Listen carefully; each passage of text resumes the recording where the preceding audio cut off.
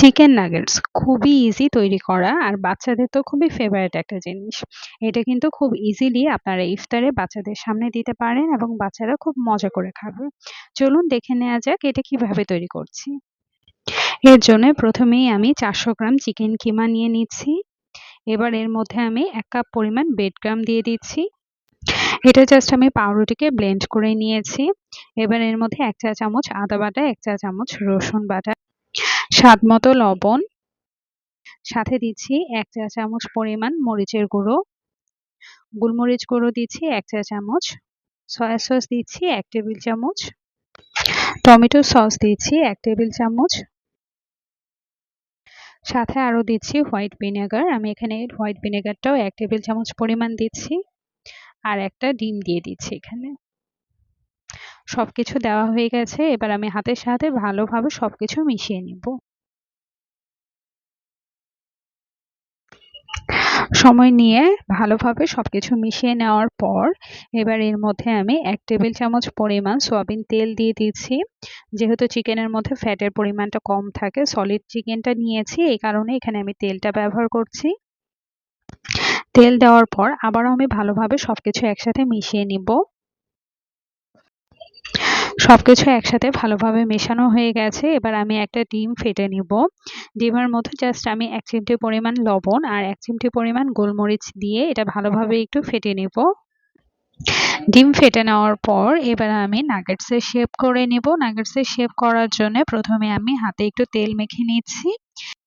আমি এখানে একটা একটা করে নাগেটসের শেপ করে নিব। এটাই আমার কাছে ইজি মনে হয়। দেখতেই পাচ্ছেন কত সহজভাবেই নাগেটসের শেপগুলো দেওয়া যাচ্ছে। দেখতেই পাচ্ছেন যেহেতু আমি একটা একটা করে হাত দিয়েই শেপগুলো করে নিচ্ছি। শেপগুলো করে নেওয়ার পর প্রথমে আমি ডিমের মধ্যে ডিপ করে তারপরে আমি ব্রেড ক্রামের মধ্যে দিয়ে দিচ্ছি। নাগেটসের মধ্যে ব্রেড ক্রামগুলো লাগিয়ে নেওয়ার পরেই কিন্তু আমার নাগেটসটা পুরোপুরি রেডি হয়ে যাবে। আমি এভাবে এক এক করে প্রতিটা নাগেটস তৈরি করে নিব। হাত দিয়ে আমার কাছে নাগেটসের শেপ করাটা বেশি ইজি মনে হয়। আমি এভাবে একে একে সবগুলোই রেডি করে নিব। আমি এভাবে একে একে সবগুলো নাগেটসই তৈরি করে নিয়েছি। দেখতেই পাচ্ছেন মাশাআল্লাহ নাগেটসগুলো কত সুন্দর হয়েছে।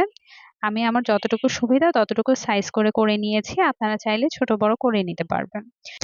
সবগুলো নাগেটস তৈরি করার পর আমি এই প্লেটের উপর এভাবে ছড়িয়ে এটাকে ডিপ করে নিয়েছি। ডিপে রাখার পর যখন একটু হার্ড হয়ে এসেছে তারপর কিন্তু আমি এগুলোকে ফ্রোজেন করছি। আর পাশাপাশি আমি আপনাদেরকে কিছু ভেজে দেখাচ্ছি। এইভাবে ফ্রোজেন করে আপনারা 1 মাস পর্যন্ত ইজিলি রেখে খেতে পারবেন। এবার আমি একটা ফ্রাই প্যানে তেল নিয়ে এটা ভালোভাবে গরম করে নিব। গরম হয়ে আসার পর এবার আমি নাগেটসগুলো দিয়ে দিব। নাগেটসগুলো দেওয়ার পর আমি একদমই অল্প আঁচে এগুলো ভেজে নিব।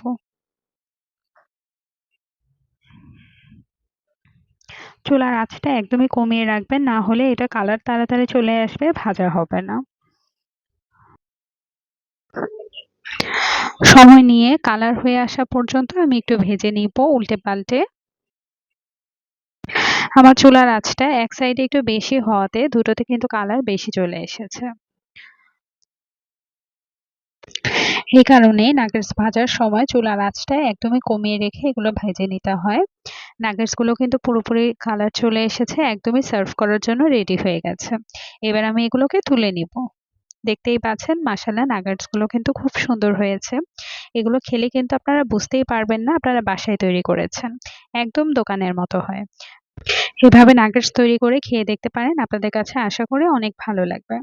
আমার ভিডিওগুলো যদি ভালো লেগে থাকে তাহলে আমার চ্যানেলটা সাবস্ক্রাইব করে রাখবেন। ধন্যবাদ ভিডিওটি দেখার জন্য।